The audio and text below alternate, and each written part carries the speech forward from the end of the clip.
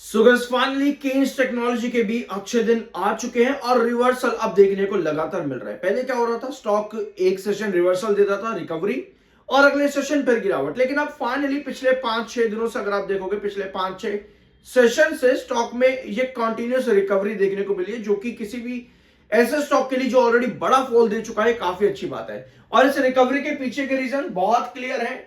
Budget के फायदे मिले हैं कंपनी को, और साथ में इंडिया यूएस ट्रेड डील के फायदे भी यहां पर मिले। साथ में डिक्सन टेक्नोलॉजी भी आपको वापस से रिकवरी पर नजर आ रहा है। डिक्सन टेक्नोलॉजी के कई सारी वीडियोस चैनल पर अवेलेबल है, सारी इंफॉर्मेशन आपको मिल जाएगी। केस टेक्नोलॉजी से रिलेटेड भी आपको बहुत सी वीडियो चैनल पर मिल जाएगी। सो बजट में लॉन्ग टर्म आउटलुक इन दोनों ही कंपनीज के लिए बड़ा है, क्योंकि ईएमएस पर बजट में काफी इंपॉर्टेंट डिसीजंस लिए गए हैं।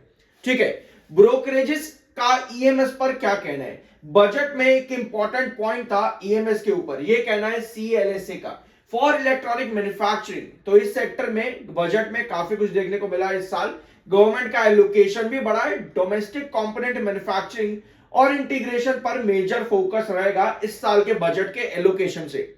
और जेफरीज का भी यही कहना है कि इस बार एलोकेशन इलेक्ट्रॉनिक कंपनीज के लिए काफी अच्छा है। मीडियम टर्म के लिए आउटलुक बहुत अच्छा रहेगा, और एग्जीक्यूशन टाइमलाइन भी यहां पर काफी बेटर होने के चांसेस है। नियर टर्म रिस्क रहेगा, बट लॉन्ग टर्म के लिए चीजें आपको बेटर देखने को मिलेंगी, ये मानना है जेफरीज और सीएलएसए का।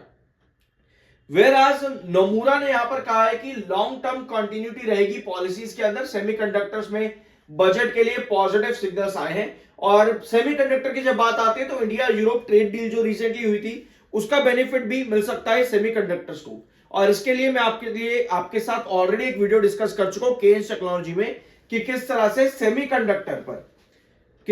सेमीकंडक्टर पर इंडिया यूरोप ट्रेड डील के फायदे रहेंगे। केन्स टेक्नोलॉजी का लास्ट वीडियो था वो वाला, जरूर चेकआउट कर लेना। कंपनी के managing director and CEO of yes bank की तरफ से भी स्टेटमेंट यहां पर पॉजिटिव देखने को मिले हैं। A boost of the semiconductor sector and electronics manufacturing along with strategies establish करती है रेयर अर्थ कॉरिडोर्स को, जो कि इंडिया की फर्दर इकोनॉमी को सेल्फ रिलायंट बनाने के लिए काफी योगदान देंगे, अच्छा योगदान देंगे। ठीक है, तो काफी सारे स्टेटमेंट पॉजिटिव भी हैं। तो बजट का इंपैक्ट पॉजिटिव पड़ा है डिक्सन पर, और साथ में आपके केन्स टेक्नोलॉजी पे। मॉर्गन स्टैनली का क्या कहना है आपके केन्स टेक्नोलॉजी को लेकर के? सो मॉर्गन स्टैनली का टारगेट यहां पर आ चुका है। केन्स टेक्नोलॉजी में इन्होंने दी है इक्वल वेट की रेटिंग दी है इन्होंने, और टारगेट रखा है 6155 का। मॉर्गन स्टैनली केन्स टेक्नोलॉजी में। डिक्सन टेक्नोलॉजी में इन्होंने टारगेट रखा है 8157 रुपए, जो कि प्रेजेंट प्राइस से काफी नीचे है। और रेटिंग दी है इन्होंने अंडर वेट की, और होल्ड की रेटिंग इन्होंने साथ में दी है। सो मॉर्गन स्टैनली डिक्सन टेक्नोलॉजी में भले ही बुलिश नहीं है, लेकिन मॉर्गन स्टैनली का केन्स टेक्नोलॉजी में 6155, जो कि प्रेजेंट लेवल से काफी बड़ा टारगेट हो जाता है। और जब स्टॉक में गिरावट आ रही थी तो ज्यादातर मार्केट एक्सपर्ट्स ने अपने टारगेट केन्स टेक्नोलॉजी में भी और डिक्सन टेक्नोलॉजी दोनों में ही 50-50% तक गिरा दिए थे। बट अब रिकवरी देखते हुए आपके मार्केट एक्सपर्ट्स चेंज हो चुके हैं, तो अब मार्केट एक्सपर्ट्स वापस से बुलिश हो चुके हैं। ठीक है, कल के दिन कंपनी अपने Q3 के रिजल्ट्स अनाउंस करने वाली है, तो कल का दिन केन्स टेक्नोलॉजी के लिए बहुत इंपॉर्टेंट है। एक छोटा सा प्री एनालिसिस ले लेते हैं जल्दी से कि कंपनी को क्या क्या चाहिए।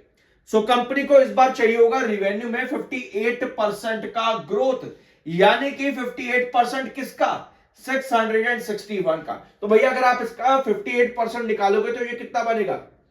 330 और 66 कर लो एक बार ऐड, ये हो जाएगा लगभग आपका 400 करोड़ के आसपास का। ठीक है, यानी कि कंपनी को चाहिए लगभग 1061 करोड़ का रिवेन्यू। कंपनी को 1061 करोड़ का रिवेन्यू लेकर के आना पड़ेगा, ताकि कंपनी 58% के ऊपर का ग्रोथ ला सके। एनुअल बेसिस की बात यहां पर चल रही है, और क्वार्टर ऑन क्वार्टर बेसिस पर आपका ग्रोथ इंप्रूव होना जरूरी होता है, ताकि कंपनी फंडामेंटली स्ट्रांग हो सके वापस से।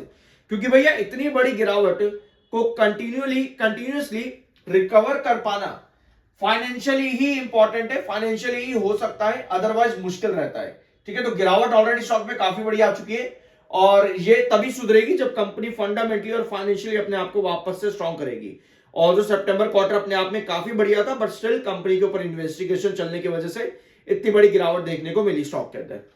102% के ऊपर का कंपनी को प्रॉफिट ग्रोथ चाहिए, यानी कि दिसंबर में कंपनी का प्रॉफिट कितना था पिछले साल? पिछले साल कंपनी का प्रॉफिट मात्र 66 करोड़ का था। तो भैया कंपनी को यहां पर चाहिए अराउंड 100% का ग्रोथ, यानी कि 132 करोड़ के ऊपर का कंपनी को प्रॉफिट लाना पड़ेगा। और सितंबर में 121 करोड़ का प्रॉफिट कंपनी का था, यानी कि ओवरऑल कंपनी को दिसंबर क्वार्टर में मेहनत थोड़ी सी ज्यादा करनी पड़ सकती है, क्योंकि सितंबर क्वार्टर ऑलरेडी काफी बड़े बड़े ग्रोथ के अंदर है, रिवेन्यू पे भी और प्रॉफिट्स में भी। सो देखते हैं कंपनी क्या रिजल्ट देगी, बट एक्सपेक्टेशन जो है यहां पर 102% के ऊपर का प्रॉफिट ग्रोथ चाहिए और रिवेन्यू में आपको चाहिए 58% के ऊपर का ग्रोथ। ये आपको मालूम होना चाहिए कि कंपनी से डिमांड आप लोगों की क्या रहने वाली है। 91,000 इस समय सेलर है, 1,26,000 बायर है। तो बायर आज के दिन ज्यादा है केन्स टेक्नोलॉजी में और सेलर्स थोड़े से कम है। छोटा सा लालच मेरा आप लोगों से, सब्सक्राइब जरूर कर दिया करो। I am NISM 7 certified. Subscribe करने के ना पैसे नहीं लगते हैं, प्लीज कर देना, ठीक है। ये है आपके केन्स टेक्नोलॉजी का चार्ट। 3300 के पास में स्टॉक ने इंपॉर्टेंट ट्रेंड बना, 3300 पर स्टॉक ने बेस लिया, यहां से स्टॉक में रिकवरी बननी स्टार्ट होती है। अब 3300 के बाद में 3900, ये बहुत इंपॉर्टेंट ट्रेंड है।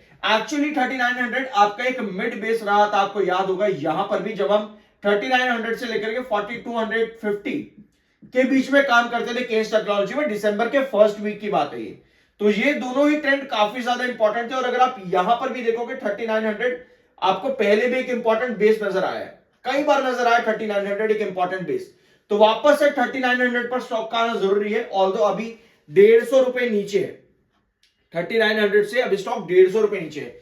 आज की कैंडल बुलिश है, तो कमिंग सेशन में पॉसिबली आपको एक छोटी सी गैप देखने को मिल सकते हैं नीचे की तरफ, ठीक है। कमिंग सेशन में छोटी सी गैप देखने को मिल सकते हैं नीचे की तरफ, बट क्लोजिंग अल्टीमेटली हमको 3750 के ऊपर ही चाहिए होगी। क्योंकि अगर आप यहां छोटे से चार्ट में देखोगे, छोटे से ग्राफ में आपको नजर आएगा 3750 पर आकर के स्टॉक ने कई बार रिजेक्शन फेस किया है। कल के सेशन में भी कुछ ऐसे ही था और आज के सेशन में भी जहां पर स्टॉक अभी है 3750 कहीं ना कहीं रिजेक्शन फेस कर रहा है। तो कल ओपनिंग सेशन में पॉसिबल है कि 3750 आपका ओपनिंग में आए और वापस एक छोटा सा रिजेक्शन करके दिन के आखिर में रिकवर कर जाए। तो इस तरह की कैंडल कल देखने को मिल सकती है। कैरी फॉरवर्ड अगर हम इसको करें तो कमिंग सेशन में 3900 बहुत इंपॉर्टेंट रहेगा स्टॉक के लिए वापस रिकवर कर पाना, क्योंकि पहले भी ये एक इंपॉर्टेंट बेस रहा है, जैसे मैंने अभी आप लोगों को यहां पर दिखाया है इसके लॉन्ग टर्म चार्ट में। 2025 के शुरुआत के महीनों में 3900 एक इंपॉर्टेंट ट्रेंड रहा था केन्स टेक्नोलॉजी के लिए भी। तो देखते हैं कमिंग सेशन। ओवरऑल 2 सेशन आने वाले बहुत इंपॉर्टेंट रहेंगे केन्स टेक्नोलॉजी के। एक तो आज का तो सेशन है ही 3750 के पास, आज स्टॉक काम कर ही रहा है। एक कल का सेशन और अगला परसों का सेशन भी केन्स टेक्नोलॉजी के लिए काफी क्रूशियल रहेगा। सो आई होप कि इस वीडियो में आपको कुछ जानने और सीखने को मिला होगा। सब्सक्राइब जरूर कर देना, मिलता अगले वीडियो में।